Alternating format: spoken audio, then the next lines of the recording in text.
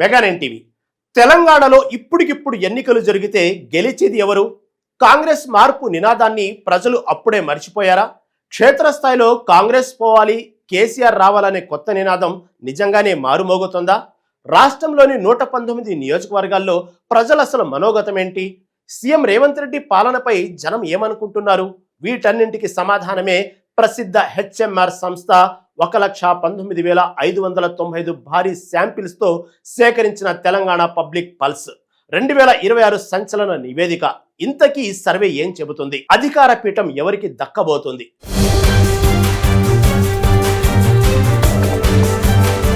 ఈ రిపోర్టు ప్రకారం ప్రస్తుత ప్రభుత్వంలో కీలక మంత్రులుగా ఉన్న పొన్నం ప్రభాకర్, వివేక్ వెంకటస్వామి, తుమ్మల నాగేశ్వరరావు, సీతక్కలతో పాటు అడ్లూరి లక్ష్మణ్ కూడా ఓడిపోయే ప్రమాదంలో ఉన్నారట.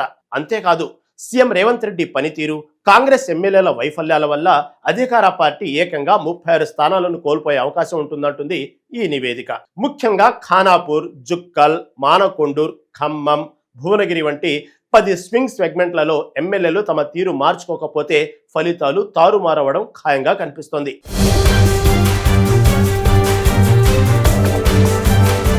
పాలకులపై ఈ స్థాయిలో వ్యతిరేకత రావడానికి ప్రధాన కారణం ఎన్నికల సమయంలో కాంగ్రెస్ ఇచ్చిన 6 గ్యారెంటీలు, ఇతర హామీల అమలులో విఫలం కావడంపై ప్రజల్లో వ్యక్తమవుతున్న తీవ్ర అసంతృప్తే.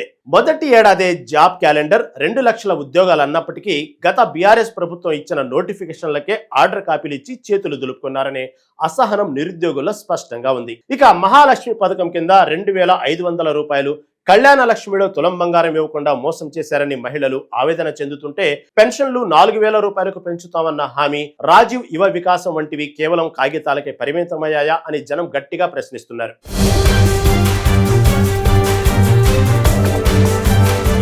మరోవైపు తెలంగాణకు వెన్నుముకైన రైతుల్లోనూ కాంగ్రెస్ పాలనపై తీవ్ర వ్యతిరేకత కనిపిస్తుంది. దీనికి పూర్తి స్థాయిలో కానీ పంట రుణమాఫీ, సక్రమంగా అందని రైతు భరోసా, రైతు బీమాలు ప్రధాన కారణాలుగా మారాయి. సన్నవడ్లకు 500 బోనస్ ఇస్తామనడంతో భూముల కౌలు ధరలకు ఎకరాకు 15,000 రూపాయల వరకు పెరిగినా ఆ బోనస్ మాత్రం రైతులకు అందడం లేదు. దీనికి తోడు అకాల వర్షాలకు తడిసిన ధాన్యాన్ని కొనుగోలు చేయకపోవడం ఒక ఎత్తైతే, గతంలో ఎన్నడూ లేని విధంగా యూరియా కొరత రావడం, దానికోసం యాప్ తీసుకురావడాన్ని రైతులు తీవ్రంగా తప్పుపడుతున్నారు.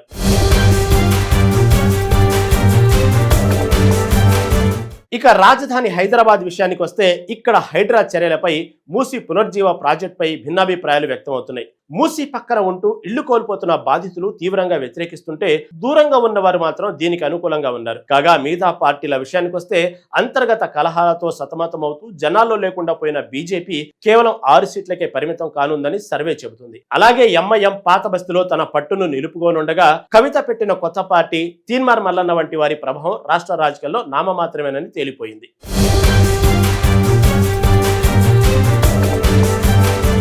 ఈ నేపథ్యంలోనే అసలు కాంగ్రెస్, బీఆర్ఎస్ పాలనలను బేరేజీ వేసుకుంటూ ప్రజలు మైండ్ ఫిక్స్ అయిపోయిందా అంటే అవుననే ఉంటుంది ఈ సర్వే. కేసీఆర్ హయాంలో అడగకుండానే ఇంటింటికి అందిన సంక్షేమం, అభివృద్ధిని జనం ఇప్పుడు బలంగా గుర్తు చేసుకుంటున్నారు. నాడు ఢోకా లేకుండా సాగిన రైతు బంధు, రైతు బీమా, వ్యవసాయానికి 24 గంటల ఉచిత నాణ్యమైన విద్యుత్తు, మిషన్ భగీరథ ద్వారా ఇంటింటికి త్రాగునీరు, ఆసరా పెన్షన్లు, కళ్యాణ లక్ష్మి, షాదీ ముబారక్ వంటి విప్లవాత్మక పథకాలు ప్రతి ఇంటికి ఆసరాగా నిలిచాయి. నాడు జరిగిన ఆ నిరంతర సంక్షేమాన్ని, నేటి పాలనలోని కొరతలను పోల్చి చూసుకుంటున్న జనాల్లో కేసీఆర్ హయామే 100 రెట్లు మేలనే అభిప్రాయం వ్యక్తమవుతుంది.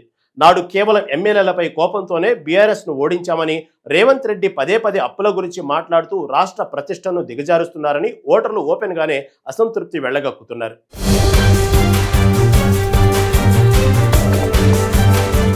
మొత్తంగా హెచ్ఎంఆర్ నిర్వహించిన ఈ తెలంగాణ పబ్లిక్ పల్స్ 2026 నివేదిక ప్రకారం ప్రజల స్పష్టమైన మొగ్గు ఇప్పుడు బీఆర్ఎస్ పార్టీ వైపే ఉంది. ఇప్పటికిప్పుడు ఎన్నికలు జరిగితే ప్రధాన ప్రతిపక్షమైన బీఆర్ఎస్ పార్టీ ఏకంగా 41.07% ఓట్లతో 70 అసెంబ్లీ స్థానాలను కైవసం చేసుకుని మళ్లీ ప్రభంజనంతో ప్రభుత్వాన్ని ఏర్పాటు చేయబోతుంది. కాగా అధికారంలో ఉన్న కాంగ్రెస్ పార్టీ కేవలం 35.94% ఓట్లతో 36 సీట్లకే పరిమితం కానుంది. అయితే అసెంబ్లీ ఎన్నికలకు ఇంకా సమయం ఉన్నందున భవిష్యత్తులో కాంగ్రెస్ ప్రభుత్వం తీసుకునే నిర్ణయాలు, హామీల అమలును బట్టి ఈ అంకెల్లో మార్పులు ఉండవచ్చని, ఈ సర్వేలను తాము నమ్మలేమని కొంతమంది అభిప్రాయపడుతున్నారు. కానీ ప్రస్తుతానికైతే తెలంగాణ జన హృదయం కారు గుర్తు వైపే బలంగా మొగ్గు చూపుతుందని ఈ నివేదిక స్పష్టం చేస్తోంది.